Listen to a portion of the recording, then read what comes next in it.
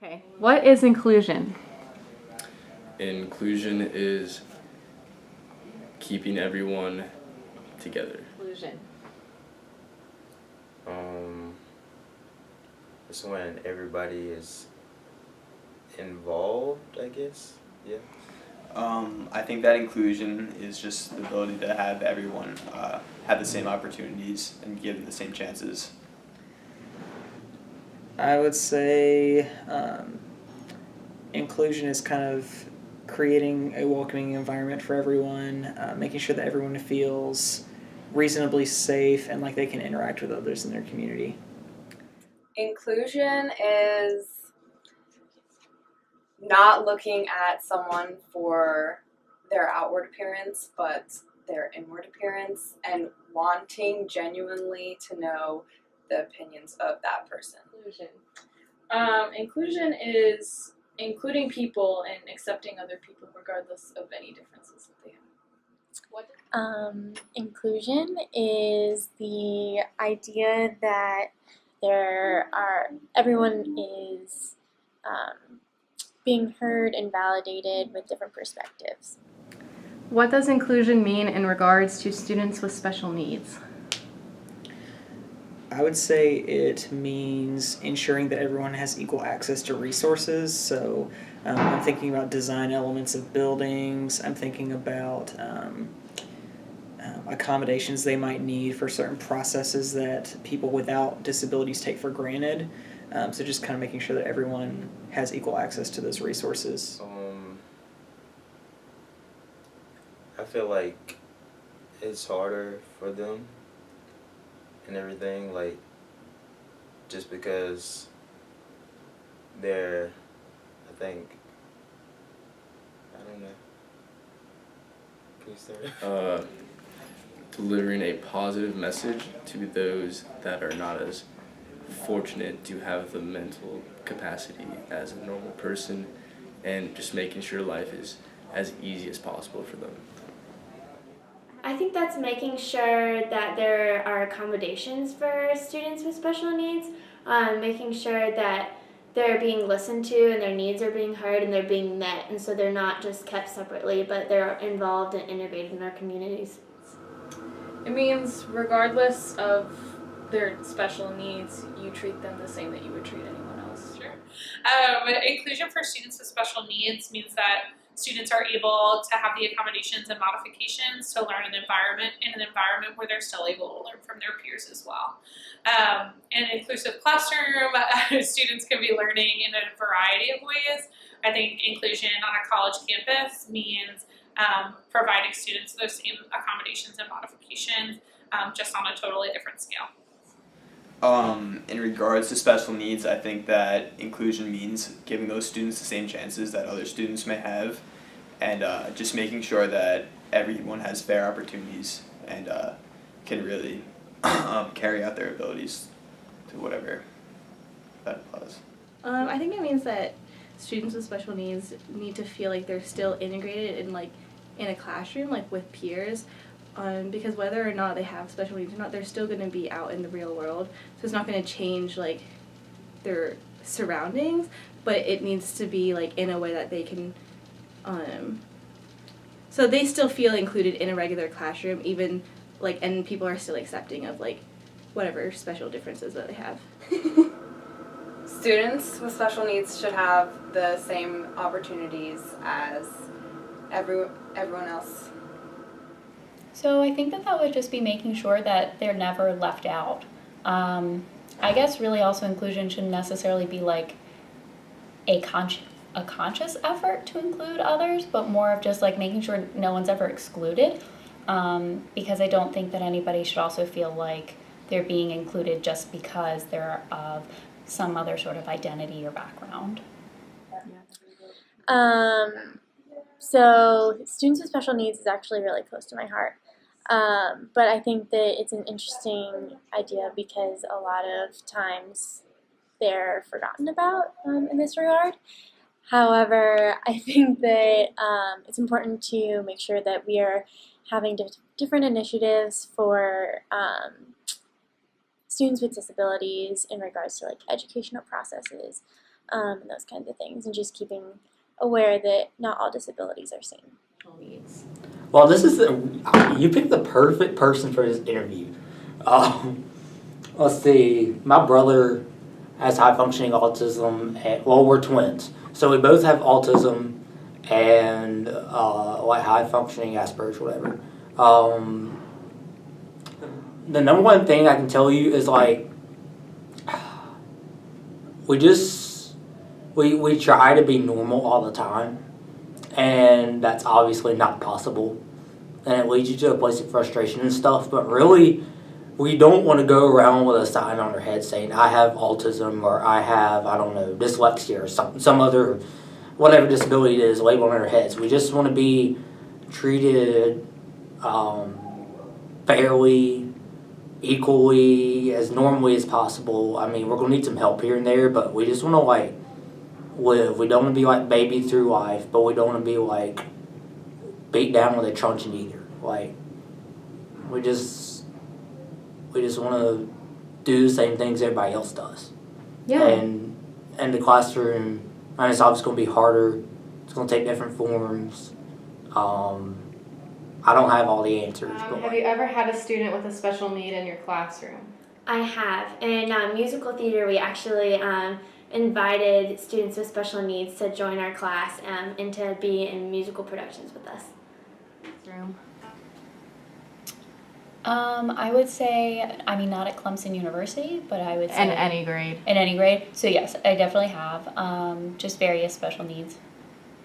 I actually think I have one in one of my classes this semester. Really? But I've never gotten to talk to her. No, I don't think.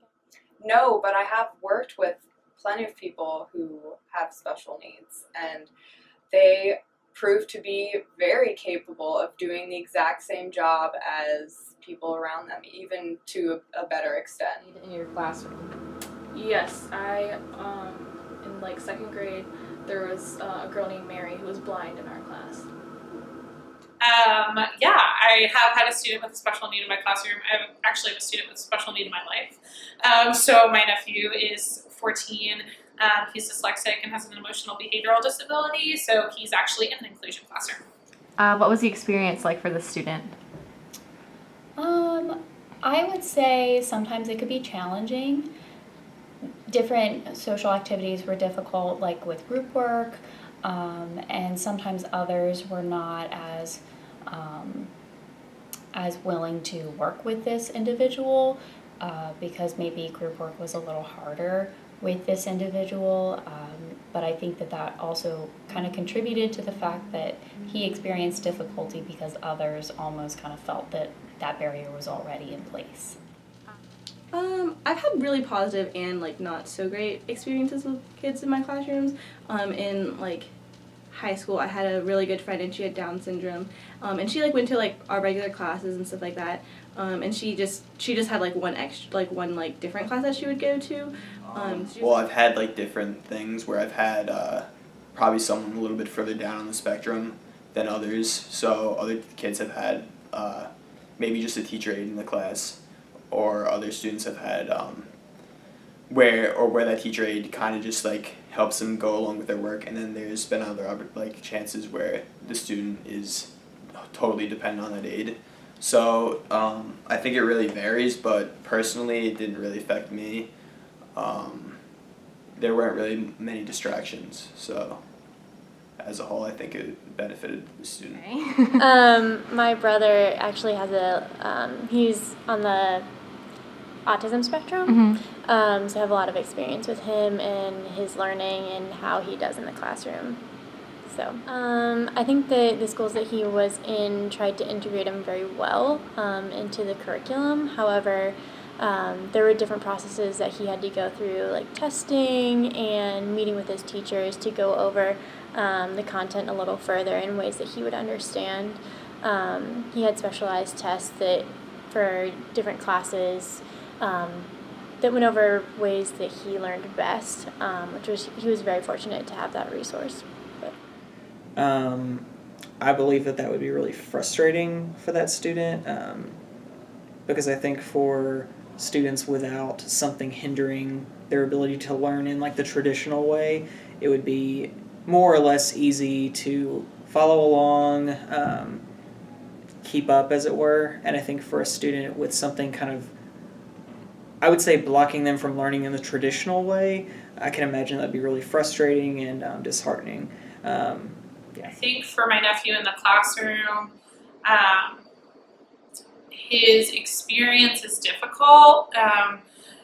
For him, I think like any 14-year-old, he wants to be what he believes is normal and what's perceived as normal. And I think for him, in a classroom, regardless of if it's in an inclusion classroom or not, he is aware of his modifications and adaptations, and he feels like the students in his class are too.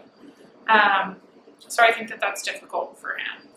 I think it was challenging to be around students that didn't understand, and so that would be mainly frustrating, and you could tell when they would get really frustrated with specific things, or if they weren't being treated well by other students, which would be really sad. Definitely frustrating. They were mostly separated from us, but sometimes they would be, it depended, like in English classes, they were usually integrated with us.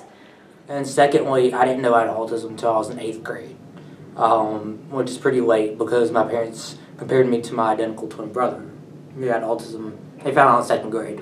But I'd say academically, I was fine. Like, I did a lot of stuff. I was really good in school, like salutatory and all that mess. Only thing is I get really stressed on tests, and so I'd have to have extra time to process it and stuff. But socially is where a lot of my problems came. What was the experience like for others in the class having the student there? Like I said, I don't think it really affected the rest of the class. I think it was just a good opportunity for those other students to be exposed to a different environment than they were previously. And I think that's definitely beneficial for the students' growth individually. Mm-hmm. I think that it was like a learning experience for everyone at first, especially like they made a big deal. Like I remember like my middle school, like they made a really big deal about this girl, her name was Gabby, coming and like she had Down syndrome and that she was like different and special, but like when she came to our class, like she was just like any other kid, like we didn't treat her any differently. So I think it was like a learning experience, you know, like she's still a person, like it doesn't change like who you are. Experience, definitely. My experience, actually I would say it was benefited positively. With them. I think it was a transition, and like Christina was saying, there is a stigma with students with special needs, and so I think it was kind of awkward at first because they didn't want to offend them because they knew they couldn't do the dances, and they didn't want to be like, can you do this? So it definitely, I think, was a learning experience for those students to kind of learn that you don't have to tiptoe around it, and that special needs is like a real thing, and that you can be very upfront about it and asking what they're comfortable with, and what they want to do. Well, people found her, like, they treated her differently, like I said, and I think they were just kind of ignorant to it, so they weren't really, I guess they were kind of scared of it almost. They didn't know how to act around her or anything like that, so being a 2nd grader, like, you don't really understand things like that, but, so yeah, I don't think they got it. I think for me, when I was looking, when I was in my undergrad, I was looking a lot at IEPs, specifically how IEPs are created and what accommodations and modifications are put in place for students. And something that I thought was really interesting was that a lot of teachers were talking about the fact of, if I'm going to do an accommodation or a modification, why do I not just do it for the whole class? And what does that look like? So I think that sometimes it can be important to the other students that are in the class to learn a different style. Students, people can be jerks. Some people good, some people bad, but teachers overall are pretty good. So, as a matter of policy, do you think that students with special needs should be included in the regular classroom or separated into specialized classes? I think that it should be a mixture of both. I think that all students can benefit from having the experience with special needs students, and I think that special needs students benefit from being in a regular classroom too. But there's always going to be certain aspects that students with special needs won't be able to gain from being in a normal classroom. I think it would be best probably if they were completely integrated with non-disability students, because I think that's a really great learning experience, because in the real world you're not going to be separated because you have special needs, and so I think that's really cool. But also at the same time, I think it's good that they get special accommodations and they are treated and they get specific needs addressed. So I think at some points during the day it would be good if they were able to kind of separate off and be able to address those. I think it really depends because everyone has different capabilities. Like even some students are in regular classes, some students are in more advanced classes. So I think depending on how quickly they can work, how easily it is for them to learn, they should be put into the specific classes. I think in my ideal world, everyone would be together and it would kind of be, again, that classroom where there's all kinds of different styles being catered to, different techniques being used. But I mean, I guess I would compromise and say that if that was like impossible in the near future, only if it would be like proven to help. You know what I mean? So I don't like the idea of it, but if it would be easier to provide specialized help rather than keep them like in an environment where they're not learning as good as they can, like I would rather the learning be enhanced, but I think that it ultimately would be better to change the traditional class environment. This is a yes/no thing. The yes would be obviously, I got the allergies. If it's like me or my brother or something, like if they're not being a behavioral problem and they can generally keep up with the class and stuff, then yeah, like my brother and I shouldn't be segregated into different classes. I mean, he was in special ed in K-5, and then first grade they mainstreamed him out in second grade, and he needs some special help and stuff, but by and large he did pretty well. But I also know of cases where this can go wrong. Like my home county, Greenville County, abolished all self-contained classes, like all of them. And I'm not in elementary school, so I don't know how that goes, but what I've heard isn't good, and I can't imagine it'd be good. I think it depends on the kids. Some kids. I think that depends on the varying degree of special needs for that. I think that really depends on the individual themselves. If they can benefit down the line from being in a different class and distraction wise it doesn't have a negative impact on the class too much, I think that it's definitely something that should be looked at and applied. But again, it matters on at the individual and like the environment that they're in. So I think that would depend on the individual needs of a student. Sometimes it might be more beneficial for them to receive more one-on-one attention, kind of like with anybody else who just has, like somebody might have more trouble with math, so you need a math tutor. Like I think in cases like that doesn't necessarily, their special need doesn't necessarily cause them to like need a special class unless it's like any other student who would need a tutor. But otherwise I think that they should really be in the same classes. It depends what type of disability is. Like here we have people like in Clemson Life, but I've never been in a classroom with anybody from Clemson Life, just because I think it's set up like totally different. But what people like, are deaf or blind, like I know we have someone that's blind in our class. Her learning curve isn't any different from ours. She just can't, view anything that's going on. So like, I feel like it helps her interact with others because she now has to interact with people. It's not like she's just sitting all alone. Like people have to interact with her just because, in order for her to get her notes. What are the costs and benefits for labeling a student as someone with a disability? Yeah, I think that, the cost a lot of time is monetary. The costs for districts are training your staff and finding teachers who are able to work with students in that capacity. Of course, there's like the time cost element associated with that. The cost is that possibly the person with the learning disability will probably feel excluded or not feel as normal. which is, you know, bad. That's why we need like events to help, you know, have communication between people with disabilities and without. But the benefit is that they can actually have a classroom designed for them where they can actually learn and participate and won't feel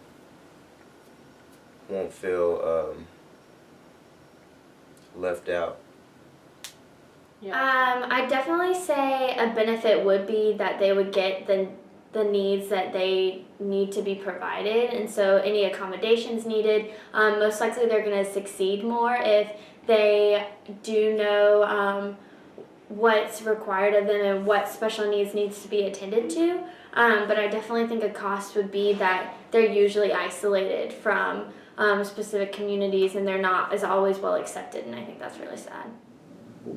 I think a benefit might be like naming something kind of helps you to address the hindrance. So like I don't like the idea of like labeling someone as like, oh, they're disabled versus not. However, like having it known that there is a disability present can help to address it. But I think that the cost with that is like marginalization. So people thinking like, oh, I'm different or everyone else is normal and I'm not normal. Like that's a big psychological cost on top of the actual disability itself. I mean, like, labeling someone with a disability, like, in our society has, like, a very negative connotation. So, like, all of the things that are associated with that, you know, like, teasing, like, besides, like, all those things. Positive connotation? I think probably people, like, treat you differently. Like, I know that, like, some of the students in, like, the Clemson Life program, like, they get treated, like, differently because they have, you know, some type of mental disability, but, like, not always negatively. Like, they get to do, like, cool things, I guess. So, like, it's a positive. I think that students with special needs definitely have a stigma placed upon them, that they're not normal, that they are different. So when you place that label, both students and teachers, administrators, all see them differently and treat them differently, which isn't always fair. So. Cons might be that they feel singled out, but I think it's a pro for everyone to recognize that this person might need more patience when you talk to them, or understanding, and having that knowledge helps. Like, when you know how to deal with someone with special needs, you can work towards yourself treating them as equals. Well, a benefit, I feel like sometimes it's a good thing to let them understand that they are different, because you don't have to view being different as something you should be ashamed of, but more as something you should be proud of. Like, I didn't know until I met someone who was deaf that there's an entire deaf culture and people are proud of who they are in that culture. So I think that's a benefit of kind of accepting who you are. But again, like a con of that would be that you are singled out in a group of people who are considered normal. It really depends. I mean, for me, I was in the 8th grade and right before I went to high school. So I knew at that point I knew I was different, but some of the good things is it helps you figure out technically there's something wrong with you, but like there's a reason why you struggle with certain things, you can't do them as well, and it's nice to have a reason behind it. Although if it's one part of you, then that's fine. Like, autism's part of me, autism's part of my brother, like it's part of us. But if it becomes the whole you, all of your identity, like if everything or all the teachers or what your parents or whatever, and that's all they talk about, or most of what they talk about, then that's a bad thing, because then you become it and you feel like that's all you are or whatever.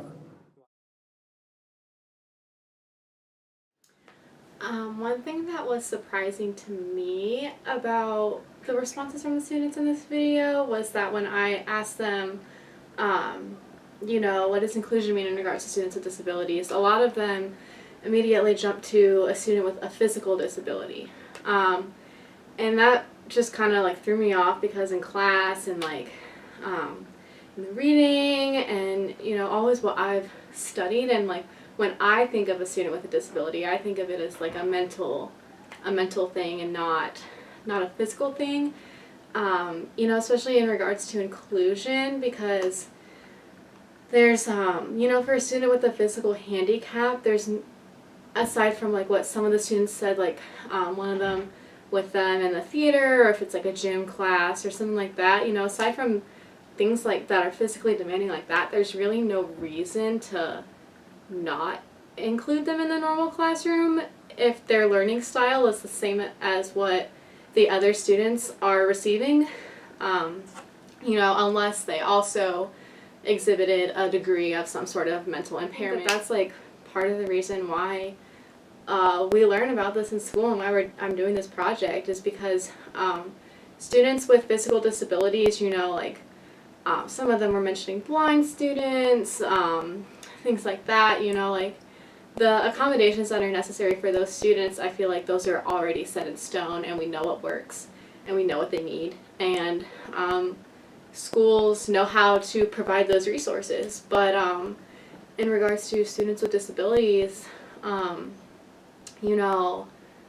that's still something that we're learning about, I want to be an educational psychologist, so one of the big things that I'm interested in studying is, what learning processes are most beneficial for students with disabilities, what doesn't work, what does work, and obviously the reason I would be studying that is because that's something that we're still learning about and it's something that we don't know. We don't know what the best way is for students to learn, and it really is on a student by student basis. What I thought was interesting was that a lot of students were saying, another thing that I thought was interesting was that a lot of the people I interviewed were saying that inclusion was providing accommodations for students with special needs, which in some cases might be true, but inclusion, based on what was in the reading and what we learned in class, that's keeping the students in the classroom with everybody else, keep doing the same work, same learning. They just receive the same attention that everybody else does. And a lot of people were like, oh, well, it's giving them special programs, but that's the opposite of inclusion. That's mainstreaming. So I thought it was kind of interesting that people saw it like that. The faculty member that I interviewed, John,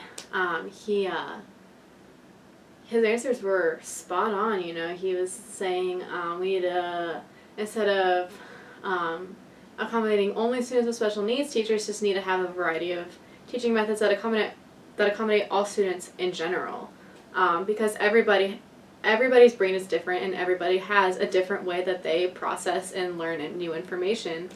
The student that I interviewed with autism, I actually did not know that he had autism when I asked him to be interviewed. I was just walking around the Honor Center and I ran into him and we started talking, and I had my camera and I was like, hey, I'm doing a video, do you want to be in it? And he said yes, and then he informed me of that, and so I thought it was great to have his perspective, because all of the other experiences that we were hearing about were all hypothetical, this is how I think that the student was experiencing the classroom, but his was generally, this is what it was like, and this is what it was like for my brother. And so I think it was great to have that, hands-on perspective in my video.